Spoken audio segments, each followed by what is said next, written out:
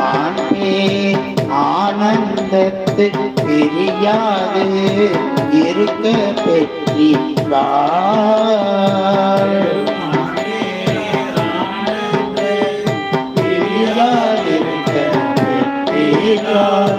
அருமாளுற்று பின்னை நீ அம்மா அழுது அரற்றாதே.